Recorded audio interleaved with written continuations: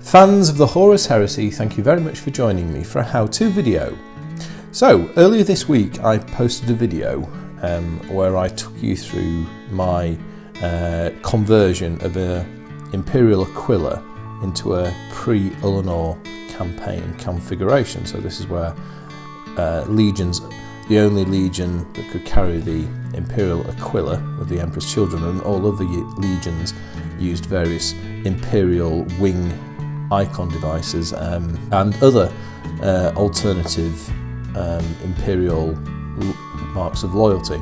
So yeah, and I sort of did that modification in that video. So following on from that, I've kind of rolled with that approach, and I've been consulting some of the source material, some of the Horus Heresy books, and looking at how iconography is done for Contemptor Dreadnoughts, and particularly Iron Hands one. One thing I noticed is purity seals. No Dreadnoughts carry purity seals. Certainly no Iron Hands ones. And this is kind of like a reflection of the nature of the age of the Horus Heresy. It's more of an age of reason and science as opposed to faith and devotion of 40k. So purity seals are a little bit of an anathema. Maybe not if you're word bearers, but not all legions are the same. So I did some work, and I've completely removed the purity seal from the Contemptor Dreadnought. So it now has a kind of like a straightforward, unadorned, out of the cast shaped ceramite hull or sarcophagus, and I'm actually really pleased with it. And I managed to get a decent finish on that. I've still got a bit more work to do. I'm going to pick up some sanding sticks, so kind of like very fine, almost like emery boards, to just finish this up. But you know, as you can see, got a good result there. So having got what I'm really pleased with results-wise on my Contemptor Dreadnought, I then realised I had a bigger job to do on my Relic Contemptor Dreadnought, this guy here. Now, let me just show you what a Relic Contemptor Dreadnought looks like in terms of iconography. So here we have a picture courtesy of Games Workshop.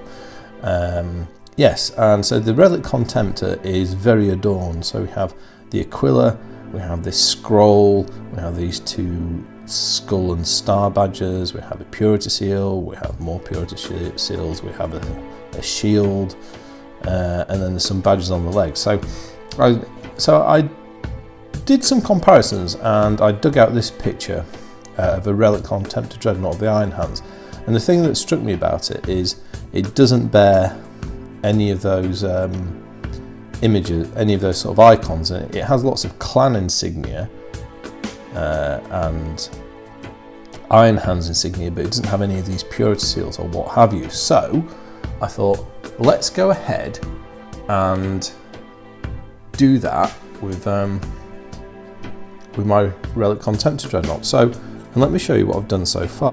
Firstly, I've done the same thing with the Aquila mounted on the front of a sarcophagus. I've removed the body and the head. Now the head is I've taken it down about as far as I can, and I now need to do a bit of filling there with some milliput to build it up again a bit to get the shape. And then you can see I've completely removed the scroll and the star badges, or the skull and star badges, or whatever you would call them to be, and I've reshaped this area. Again, I was very pleased with the result I got, and then I've started removing the purity seals, so we can see on the shoulder they're all gone. I think I took one off there as well. There's a few more to do though. So we have this shield here, and then we have a shield, scroll, purity seals, all sorts on its leg, and then we have this somewhat ultramarine-esque laurel on its left leg. So I'm going to take all those off, and then I'll have a Dreadnought. My Iron Hands Contemptor will look like my image that I'm working towards from the Horus Heresy book, which was book 2, I believe. Yeah, and I think, and then I'll be able to add some clan iconography and probably some transfers ultimately. But kind of taking away all the more 40k superstitious style iconography, and perhaps more quasi-religious, or religious you might say, to give something more like the look of Horus Heresy. So that is what this video is going to be about today. So we'll pop him to one side. The tools, so what tools am I going to use? Well, I'm going to use the same tools as I did last time, which is a razor sharp craft knife. It's not quite razor sharp now, it's been used a bit of that one, but it's still sharp enough. A blunt craft knife. I found that very useful for working on the sarcophagus, by the way. I have a needle file, my favourite needle file, so flat underside and curved upper surface, and then tapering to a point.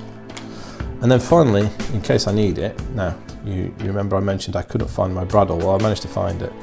I thought I'd lost it, but actually Mrs. Leakycheese had nabbed it, and she'd been using it for, she'd been assembling a nano blocks model of the Eiffel Tower. So yes, she'd made off with it. So anyway, panic over, I've got it back. And of course, a little dusty brush in case it's needed. That's what we're going to do. Then I've got a list of things to chat about, sort of like sound ideas off with you guys as I work through this. So just let me get the camera in the right angle. So I'm going to start by taking off this shield from a shoulder van brace. We'll start with that then. And most of this work it's straightforward knife work, and it's just cutting the resin down, then perhaps moving on to a little bit of sanding to finish up. But I was surprised when I was doing the work on the sarcophagus and the other seals I took off, that I was able to get most of the finish just using knives, and there wasn't a lot of filing necessary. So yeah, so this is a pretty easy one, I think, to start with. Let's continue on. So let me think. Right, my list of things to talk about. Right, the first one is a humorous thing. So you've probably heard, and if you follow YouTube and the internet for Games Workshop and all things hobby 40k related, you might have heard that the animal rights organisation PETA had written to the CEO of Games Workshop complaining, or challenging them, perhaps might be a more impartial way to put it, challenging them about their depiction of fur on models from 40k, and basically asserting that it wasn't necessary. So i.e. they're forwarding their agenda of wanting to de-fur the world from a point of view of their stated aim of forwarding the rights of animals, and avoiding frivolous uses, as they see it, of animals purely for cosmetic purposes in furs. Anyway, so they wrote this letter, and it kind of, I won't try sort of I think a number of commentators have made a good job of pouring a bit of fun on it, shall we say, and probably Archhammer was one of my favourites. But so it was quite funny. Anyway, Games Workshop today has responded, kind of like, shall we say, with a little bit of has poked a little bit of a gentle fun today at PETA, and I quite like this. And so I don't know if you follow the Warhammer community, but so this is a fairly recent thing. This is Games Workshop's attempt to re-engage with its player base through the phenomenon of social media that we live in today. And it's set up this Warhammer community, and it's been very active, and it's, I think if you listen to Uncle Atom's videos over at Miniature Wargaming, you know, I'd agree with him that it's a positive thing that G-Dubs is engaging with the player base. Anyway, so on the Warhammer community website, there's a wonderful tongue-in-cheek newsletter called the Regimental Standard. And it's basically kind of like an informational newsletter to members of the Imperial Guard. And they publish stuff on it periodically. And a post was put up today which made me laugh a lot, and I will leave a link in the description to it. But basically, if you've read the Regimental Standard, it's very tongue-in-cheek, and it's got some lovely ironic humour. And if you've ever played or read anything to do with the role-playing game Paranoia, you will certainly appreciate the style of humour. But yes, in the latest edition of Regimental Standards, it is called For the Emperor. I won't say any more, but definitely check it out. It is funny. Yeah, so I thought that was a nice, quite kind-hearted way to respond to the whole PETA thing. So yeah, anyway, that's that.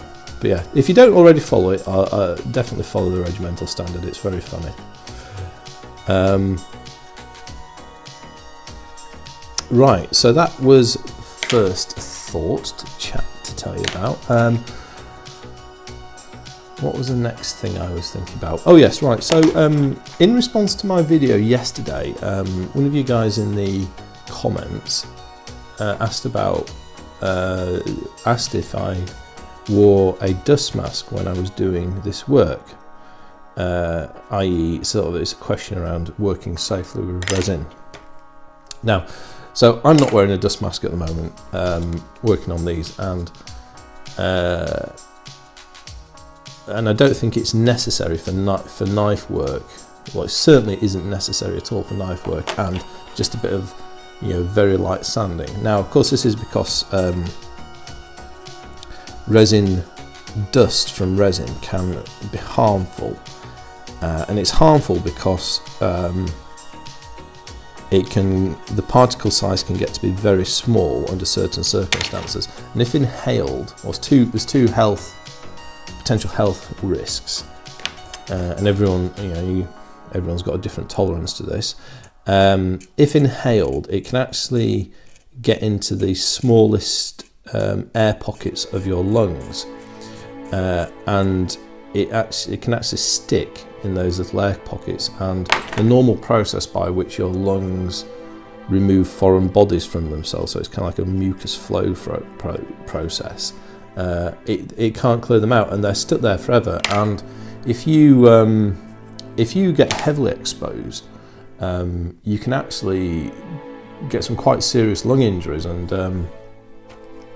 that's why in major industrial applications people wear dust masks or even respirators to work with resin when you're sanding it. Now, I'm not talking about mixing resin, because that's a whole separate set of health hazards, and I'm not going to touch on that because that's not something I do. But just in terms of working with it, so what do I do for working safely with resin? Now, I'm no expert, so what I'm going to talk about here is not necessarily the right way to do it, but I've read a few articles about the safety and the health risks of you working with resin. So I'll tell you what I do though. So first thing is, the first and the important thing is, don't use power tools on resin indoors. I'd say that's an important one, because power tools are probably the worst cause of very fine particulate dust from resin. And there's two things. So firstly, you've got a variety of sort of head drills, that work at very high speeds, and they can powder resin to very fine consistency. And secondly, you've got the powered action itself, and often you might have an airflow cooling on the power tool, all of which serve to aerosolize, or well, probably not aerosolize exactly, but to take that resin dust and throw it into the air, and it will linger in the air for quite some time because of the particle size. And clearly if you're working in confined spaces, there's a fair risk of inhaling that dust. Well, not a risk, there is a certainty that you'll inhale that dust. So the first thing I do is I don't use power tools indoors if I'm going to do anything on resin.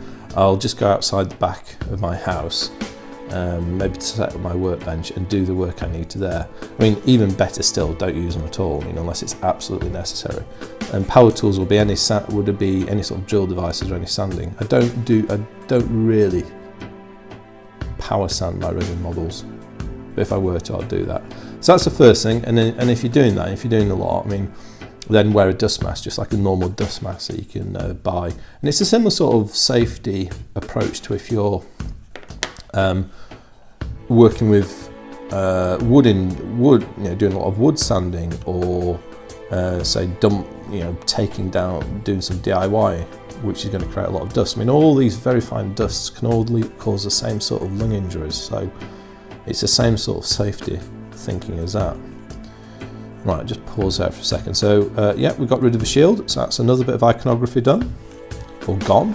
Let's move to this leg and get rid of this shield. So that's the first thing I do. So yeah, power tools outdoors and a dust mask when doing that.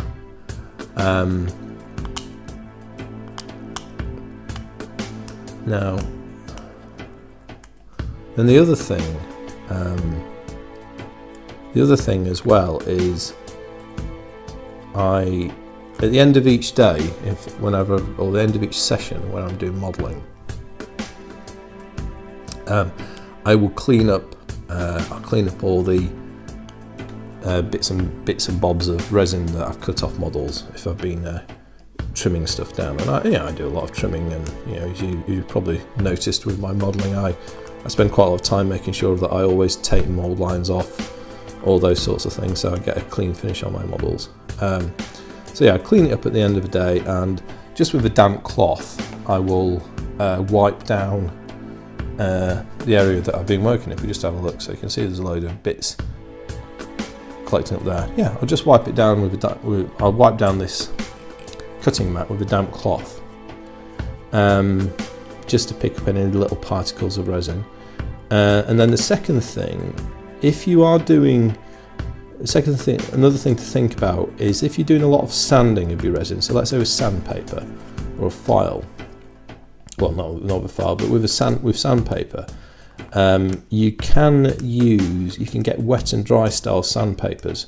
So basically, you moisten the sandpaper to make it work better. So, and I guess is the obvious advantage in terms of resin dust is that the presence of water will trap the dust as you create it and prevent it getting into the air and being breathed in.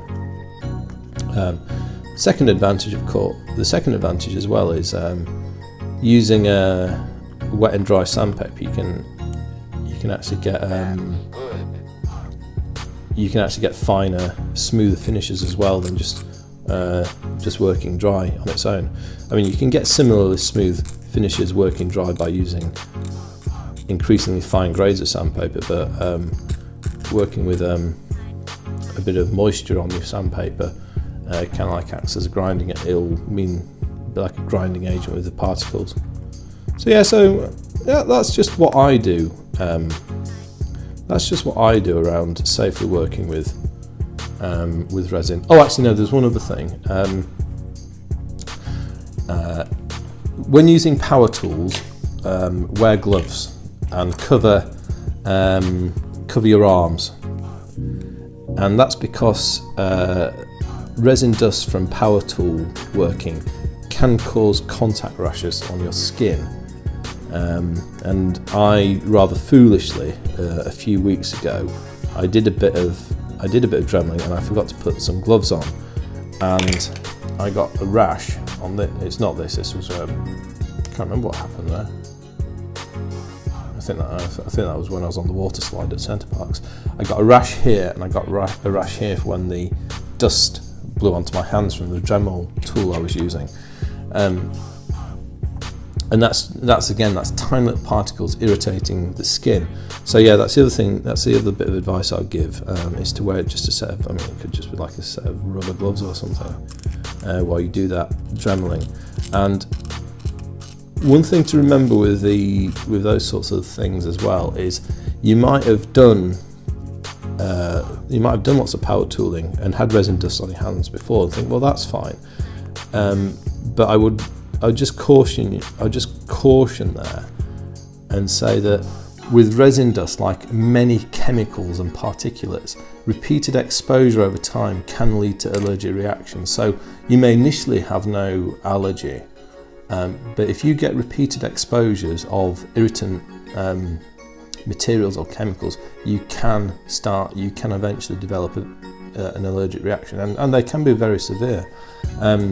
So yeah, so even if you've done it before and you've not had an issue, that does not mean that you won't have an issue if you continue to do it, and you may develop an allergic reaction through repeated exposures. So yeah, that's my other bit of advice. So yeah, I hope that's helpful. As I say, I'm not an expert, that's just what I do and what I've picked up. If any of you guys have got any good tips around safely working with resin, I'll be very interested to hear them in the comment section. It would be interesting to know what I did, what things you guys do. And indeed, if you've got any sort of watch outs as well, perhaps you might have come across an issue with working with resin. So yeah, so that's the second thing on my list. Right, what we're going to talk about now. Right, oh yes, so picking up from my last video on the Contemptor Dreadnought, I spent a bit of time talking about the 8th edition of Warhammer 40,000, which is rumoured to be coming out this year.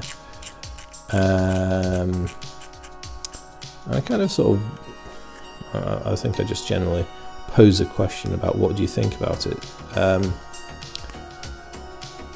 And of course, I know a lot of you guys are just collectors, but there are quite, I guess there's a fair few of us gamers as well. But I actually remembered that me and a couple of friends had some discussion around how we would change the Warhammer 40,000 rules. So we all play Heresy, so this is all from the point of view of playing Heresy.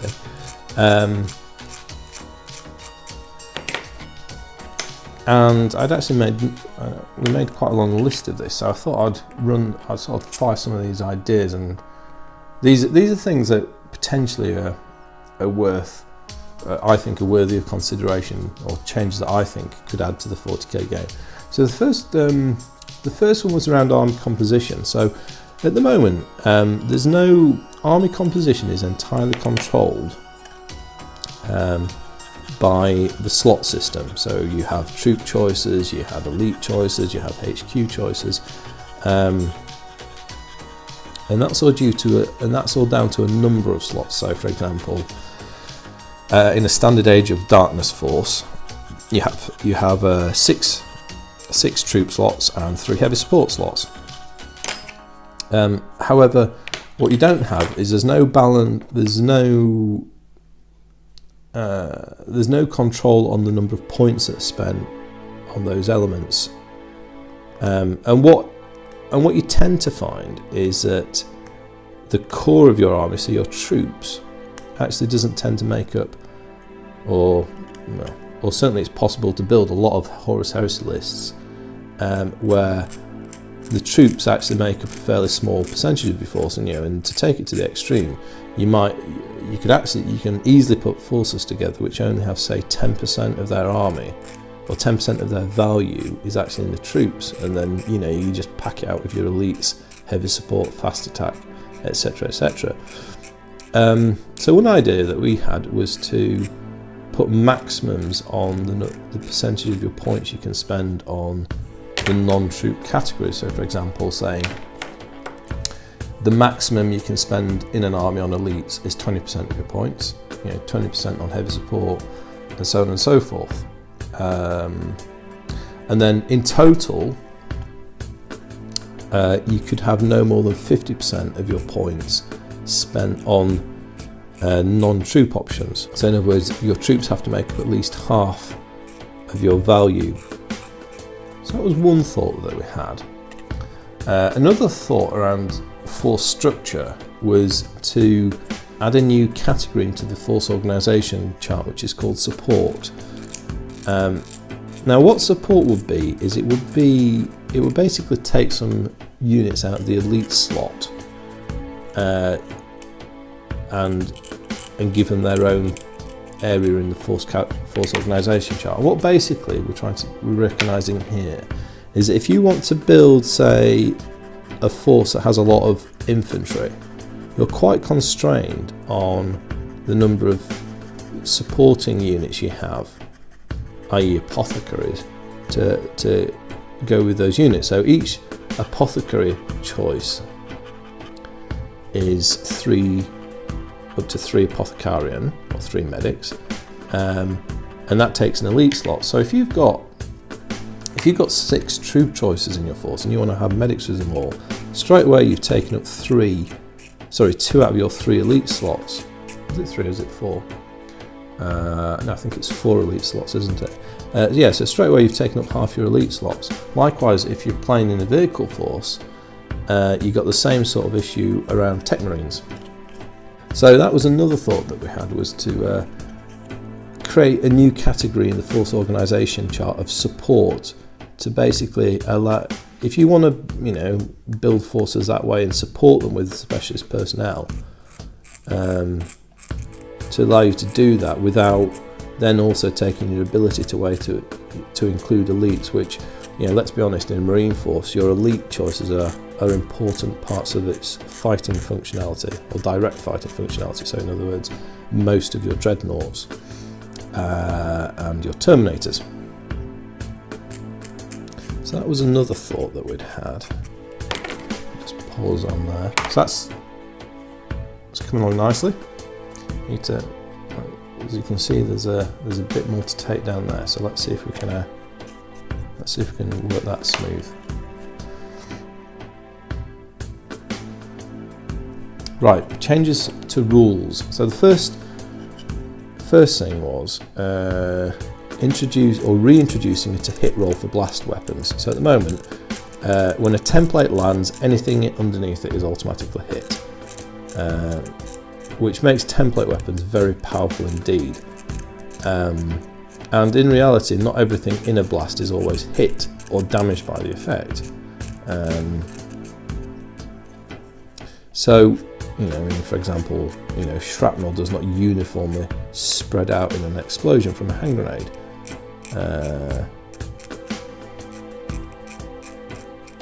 So that was another thing, and just to lessen the impact of blast weapons a bit, which tend to work against infantry more than vehicles. So basically you'd have like anything under a blast gets hit on a 3+, straightforward like that. So that was another thought on rules. We wouldn't change templates, so I think we'll keep templates as they are.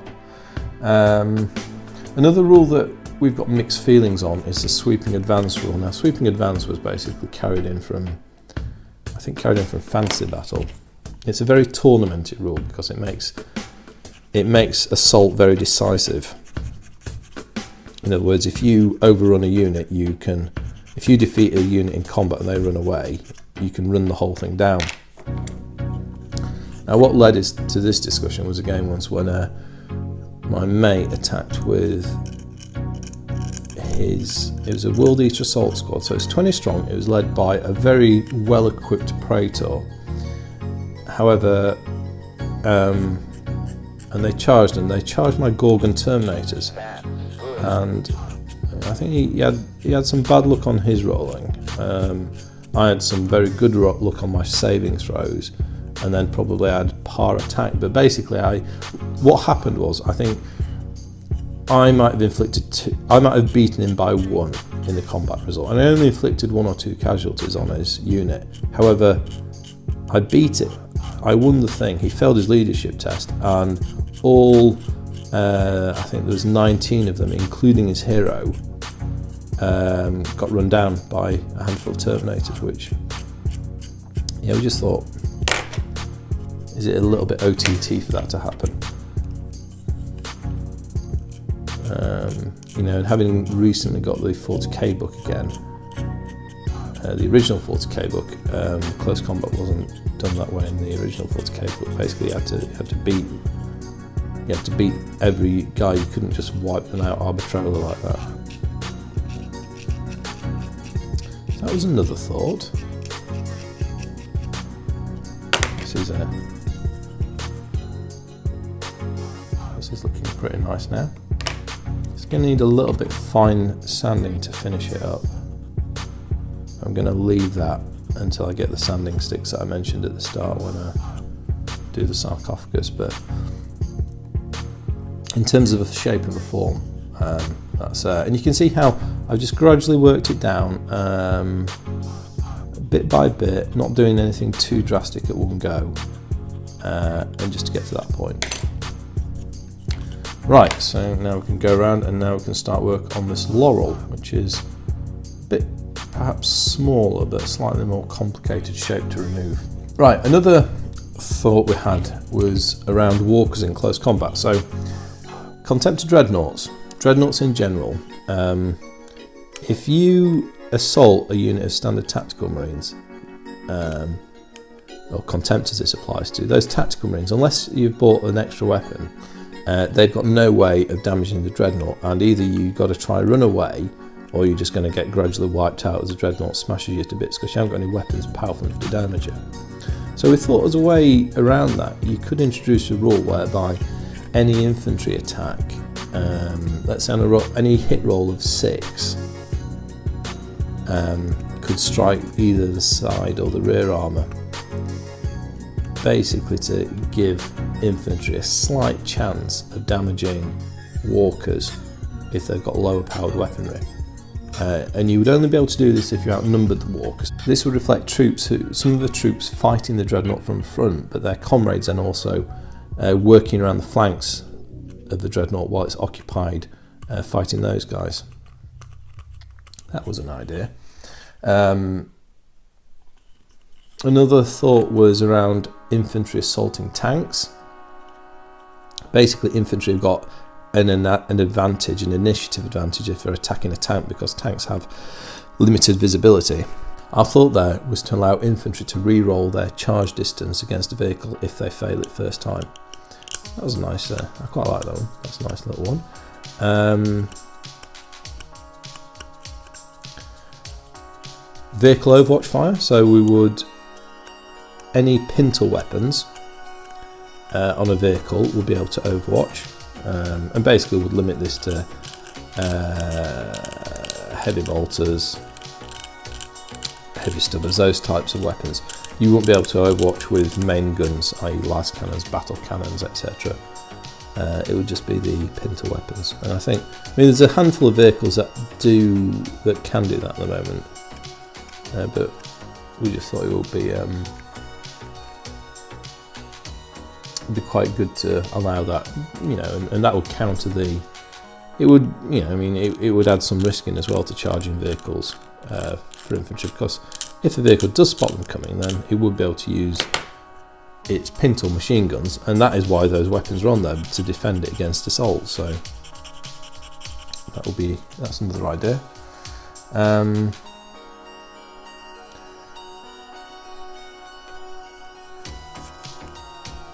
Another idea was around difficult terrain. So at the moment, if you want to cross difficult terrain, you have to roll randomly for the amount of distance you get.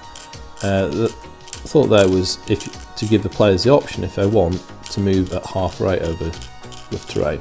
And this is straight out of the original Rogue Trader rulebook. So instead of moving D6,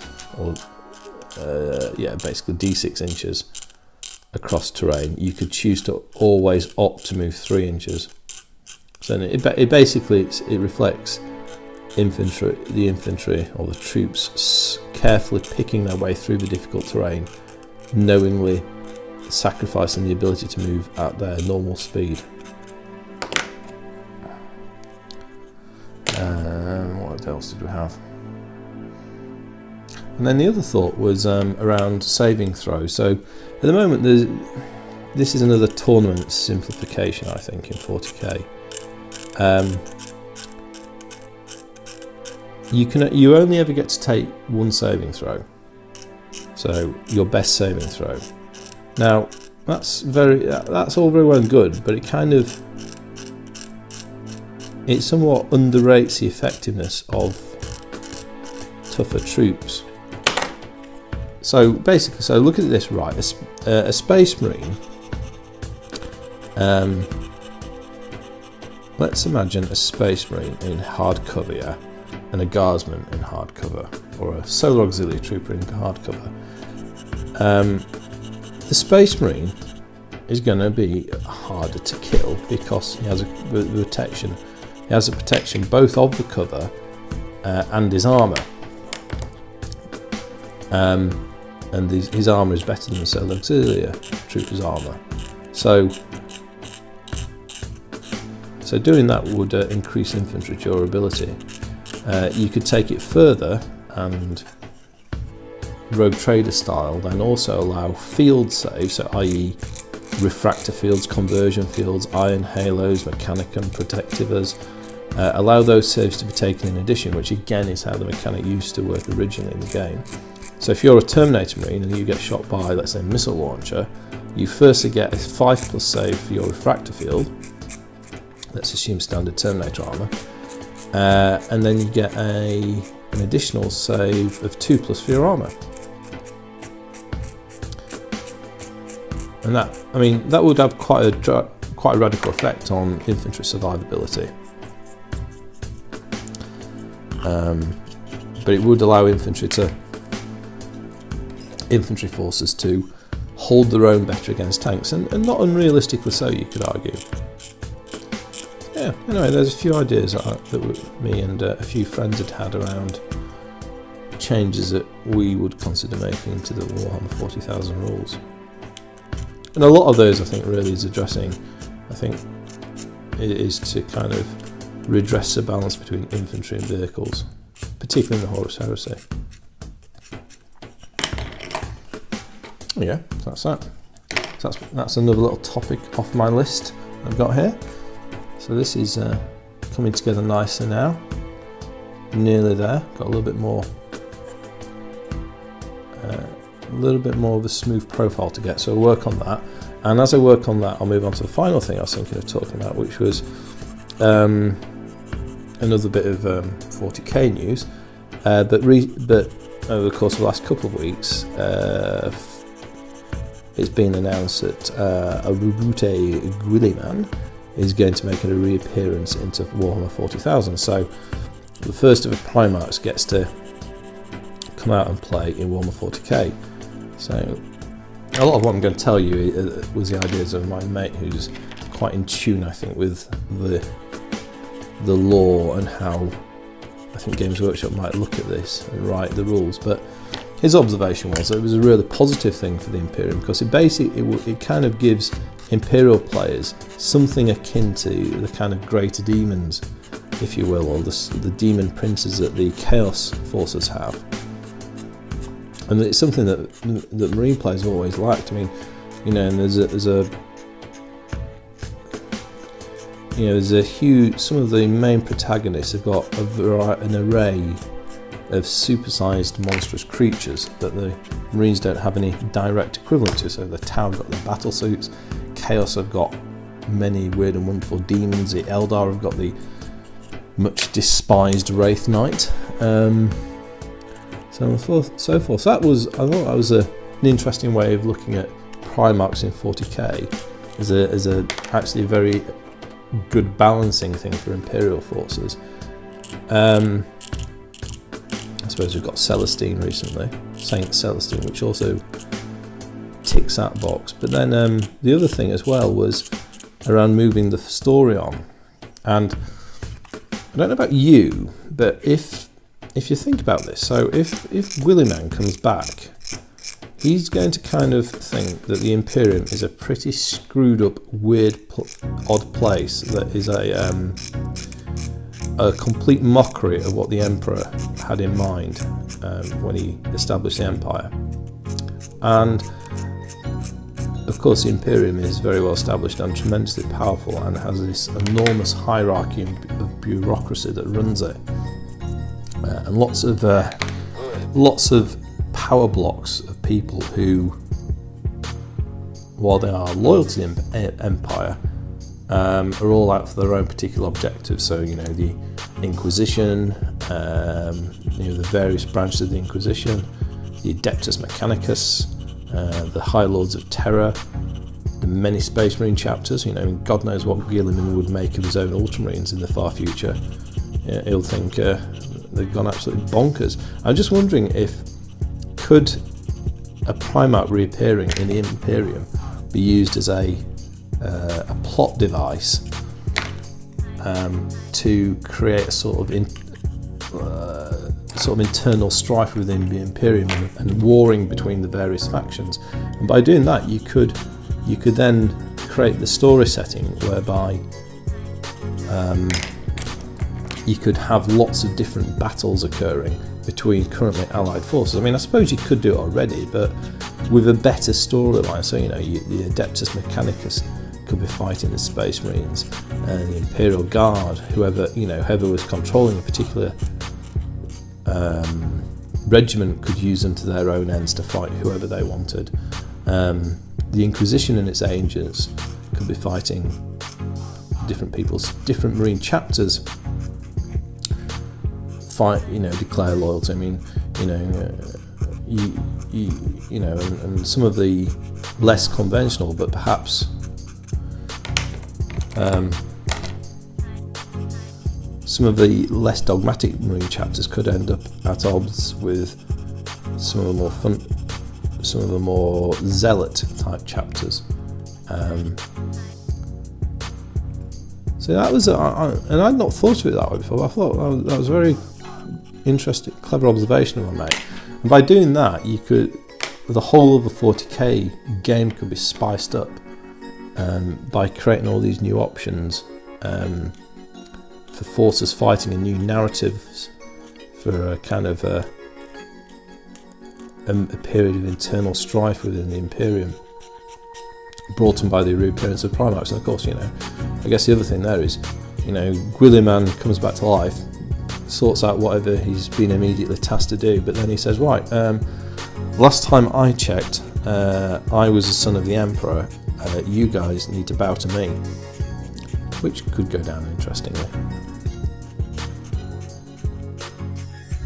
So yeah, let me know what you think on that.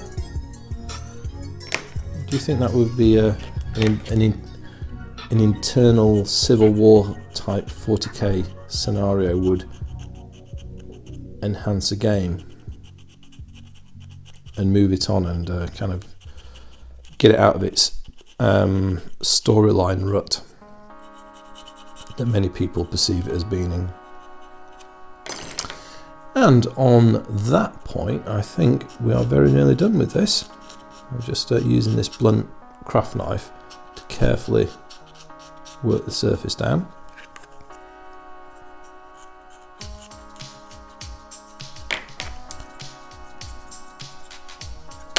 Let's have a look. Yeah. I might have a bit more. I might have a little bit more work to do. I'm not sure if that's actually a feature or just where you've got a slightly shiny surface of resin compared to the very matte surface where I've been cutting the banner away. So yeah, but I think I'll leave it at that for now. But yeah, so yeah, I hope you found that an interesting little demo. I mean, I've taken this Relic Contemptor Dreadnought, it's taken all these scrolls and plaques and seals off it, and given it it's still clearly a Relic Contemptor because it has the sort of the fine design and these edgings and these kind of ornately carved armor sections, but it's also got a new look to it now. So and hopefully something that I think is more consistent with the look of the Horus Heresy. Anyway, so I think I'll leave it there, but I hope you found that an interesting little demo, and yeah, quite a few little chats there, different conversation topics. I'll be very interested to hear about what you think on those. Thank you very much for listening. I'll speak to you next time, and goodbye.